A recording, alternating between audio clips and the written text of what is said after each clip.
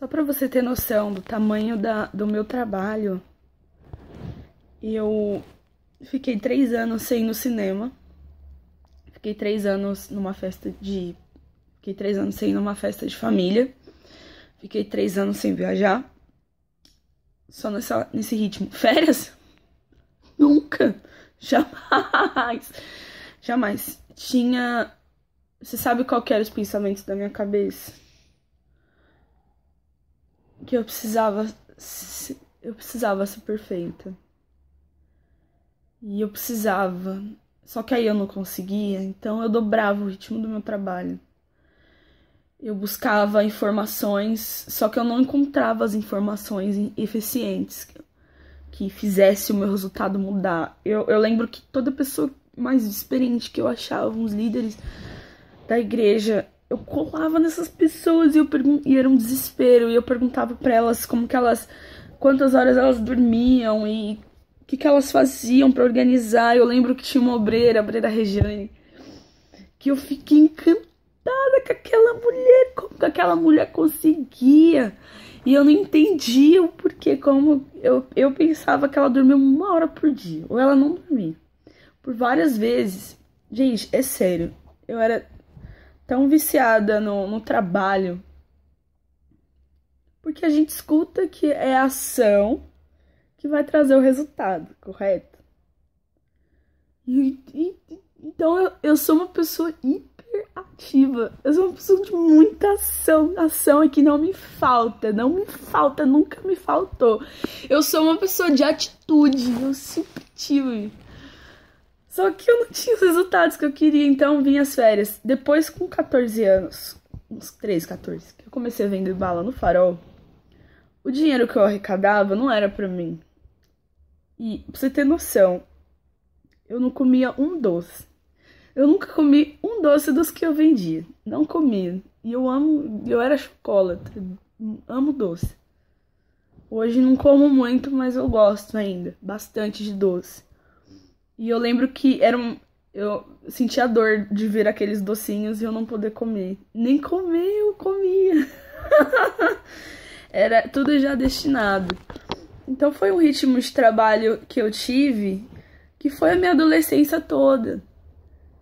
E foi a minha adolescência toda e eu não ganhava por isso. Era voluntário. Mas era um trabalho muito intenso. Quem que fazia aquilo? Eu lembro que eu ficava olhando na minha escola, que tinha mais ou menos quase 1000 alunos. Eu chegava no pátio e eu ficava pensando, quem faz o que eu faço? E assim, eu tinha muito a questão de me achar sofredora, né? Então eu ficava pensando também, era um mindset que eu tinha. Quem sofre o quanto que eu sofro? O que eu pensava. E assim, quando chegou com 14 anos, que tava nesse auge, eu comecei a pipocar, gente. Eu comecei a passar muito mal. Eu comecei a ter crises de sono. Se tem algum médico especialista aí que pode explicar o que é isso. Teve um dia que eu fui dormir, era 10 horas, era um domingo, 10 horas da manhã. Eu acordei 4 horas da tarde do outro dia. E assim, na minha rua era muito barulhenta. Eu acordei com a minha mãe gritando. E se minha mãe não tivesse gritado pra eu acordar, eu não acordaria. E eu comecei a ter crises de sono, eu comecei a perder a hora de tudo. E aí era engraçado, no ônibus eu dormia na sala, eu dormia no lanche. Detalhe, na escola eu fazia um trabalho forte também. Chegava na escola, não tinha descanso. Até que no segundo ano da escola eu quase repeti de ano, porque eu queria recrutar, trabalhar, porque era a minha organização, ela tinha que crescer, e era esse meio, era ação, não era o que a gente sempre escuta, era ação. E trabalho foi o que não me faltou.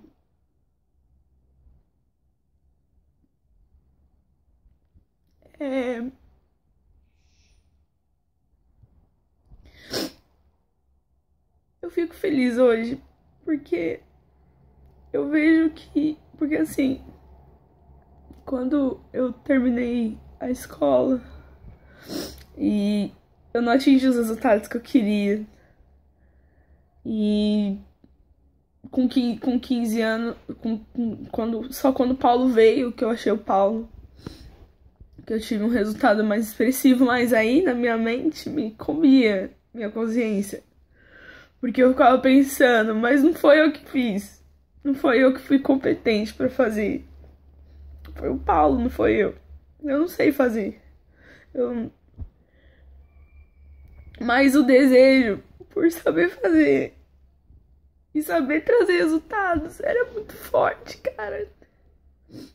Era muito forte. Era muito forte. E então foi isso. Depois, quando a gente foi.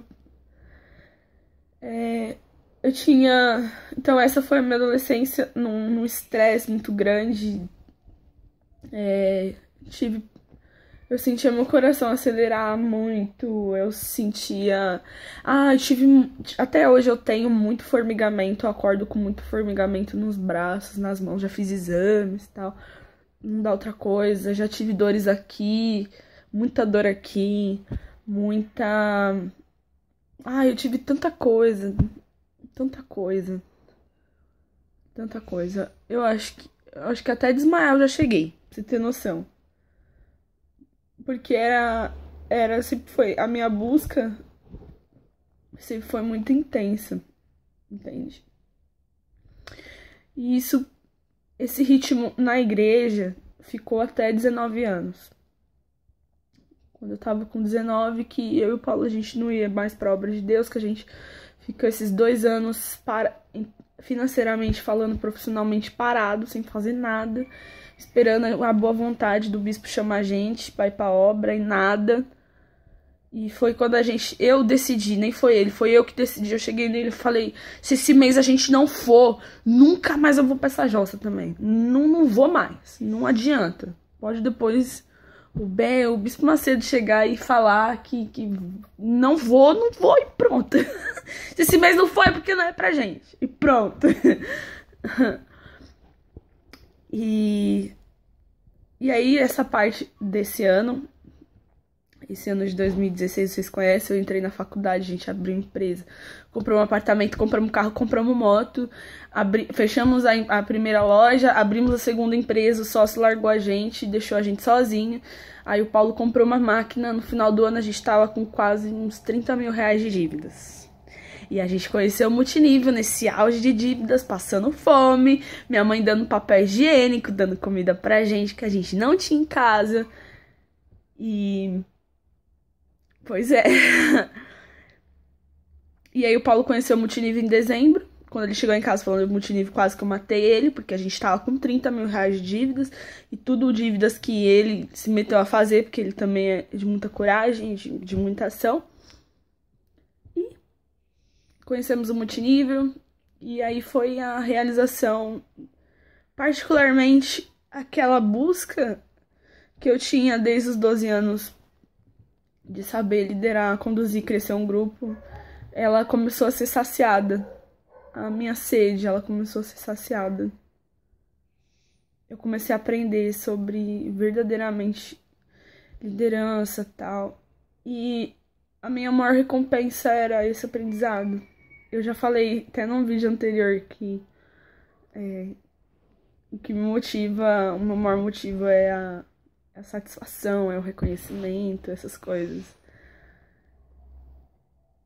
E essa parte da história vocês conhecem, a gente tá na Jafra.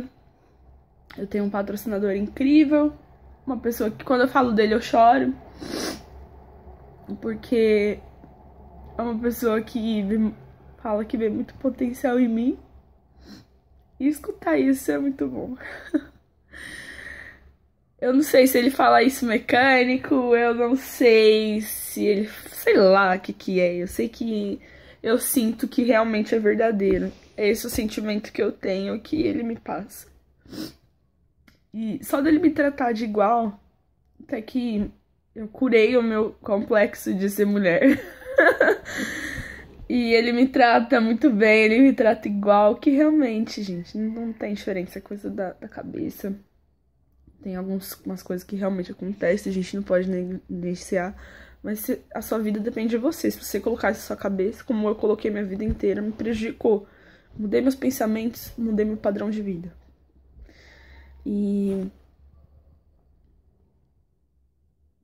Então essa parte da história vocês conhecem.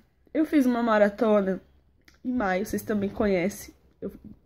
Cada detalhe, cada choro, cada descoberta, cada felicidade eu gravei, eu filmei. Fiz essa maratona. Foram 21 dias e o meu resultado foi R$40. E detalhe, a mesma pegada que eu trouxe da igreja, de dedicação, de estresse, e ficar doida, preocupada, querer fazer, eu trouxe para um multinível, óbvio. A gente vai mudando e se transformando aos poucos. Eu trouxe para um multinível. E eu não tive férias ainda, não tirei férias. Eu trouxe pro multinível. E em maio eu fui tirar férias, óbvio que eu não tirei férias. Eu fui fazer maratona, minha segunda maratona, que no ano passado também já tinha minhas férias, peguei também. Foi em abril, eu acho. E eu trabalhei 21 dias, passei uns 30 planos, rua o dia inteiro, e eu fiz R$30.